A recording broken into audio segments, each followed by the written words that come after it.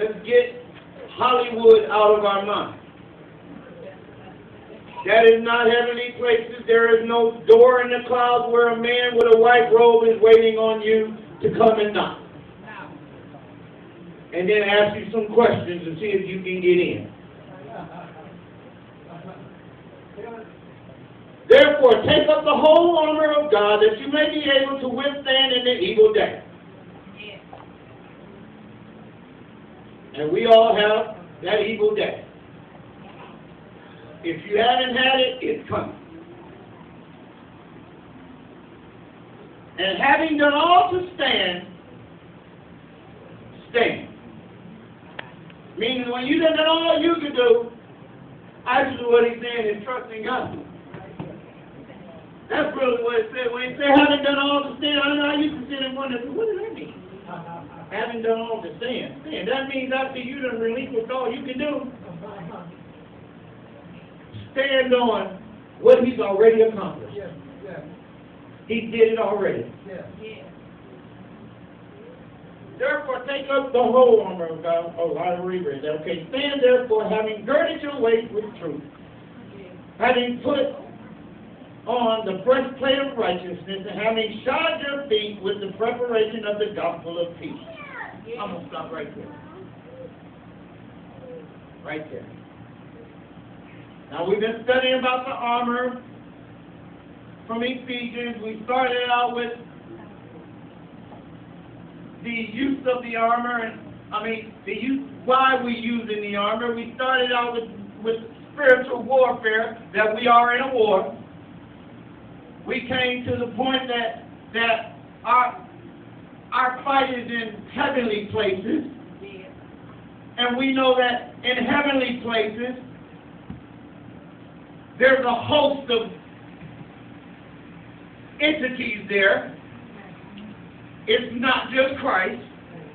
It's not just the Spirit of the Lord. It's not that white cloud, but we know that demons are in heavenly places. Because we were tricked with that word heaven, and we think that just, but let's get out of Hollywood. Heavenly, we learned that heavenly places meant the spiritual realm. And in the spiritual realm, there is a war going on. I didn't say a fight. I didn't even say a battle. We do battles. But if any one of you all understand the definition, as we always grow up and say, you may have lost the battle, but you haven't lost the war. We may lose some battles, but we haven't lost the war. Meaning a war is way bigger than a battle.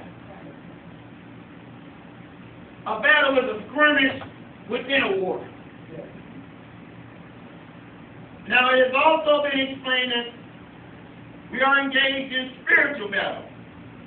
Now, the premise is very simple.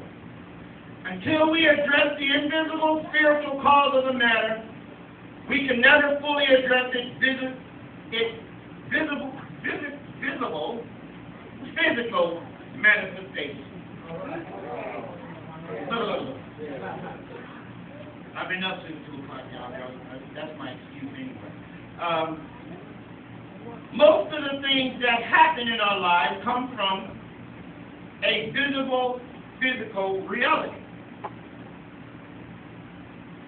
Now, the problem today is that most of us address visible problems in visible ways. Meaning, as I said when we were introducing this sermon, that we can't fight physical with the physical. We tend to always fight the physical with the physical. This means that on our best day, we're dealing with the fruit, not the root. So when we're dealing with the physical, we're only dealing with the fruit. We're picking off the tree. We're not chopping down the root. Come on now. We're addressing a cure without a cause. How can you... We're curing something and don't even know what the cause is. We don't even know what the diagnosis is, but we have a cure. are we operating? Paul wants us to know that flesh and blood, the physical realm, is not the source of your problem. We're not wrestling against people. We're not wrestling against this world economy. That is not our problem. We're not wrestling against us losing, going from A to AAA. It ain't going to change nothing in America except how much money they want. A lot of it's just a ploy to get money and keep money. As I heard, we got money. We can produce it whenever we want to. We're still the richest nation.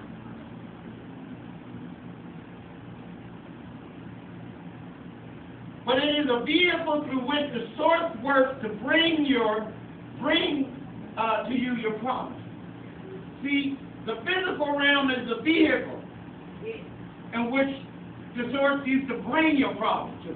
So when you upset with your wife, that's just a vehicle. When your kids getting on your nerves, that's the vehicle. It's a conduit. That's all it is. It's not the problem. That's the fruit, not the root.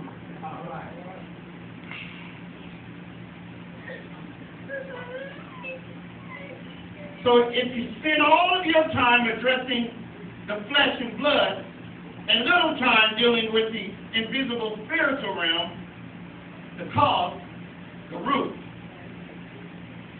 then the best you can do with that issue is just manage it or fix it a little bit. So if all you do with it is deal with the physical part of it, you can manage it, as we spoke about last week. You can manage it. You can manage the house, but it's still dirty. All you can do is fix it a little bit, but you still haven't gotten to the root. Unless you operate in the physical realm from the spiritual realm,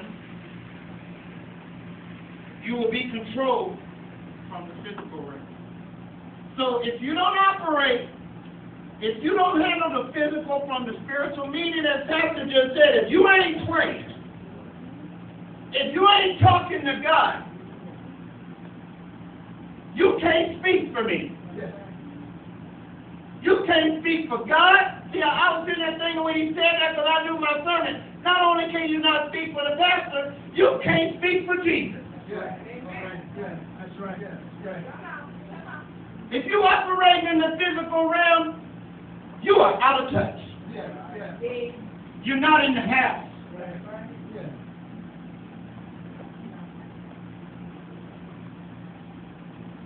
So much of our defeat, our frustration, our misery, our anguish, our agony, our difficulties, they come from the fact that we're forgetting our primary location. All of that negativity is based on the fact that we forget our real primary location, the spiritual realm. We forgot because we're so caught up. That's a problem, and the problem because we think it still occurs in the five senses. This is what you can see, hear, touch, feel, taste. Only thing is we think it's still caught up in those five senses. And we totally missed the fact that the spiritual realm is what controls the physical realm. And we learned already that is a trick of the enemy. Because the only thing he really has to work with is deception. He has no other ammunition except to make you believe something true that ain't. And once he does that, gotcha. He works off of deception. He has no power. He's already been defeated. He knows he's been defeated. It's just we don't know it. He knows it. Come on now. He knows he doesn't have power. That's why he lets us be who we are. He lets us dance in church and be church people. You like that.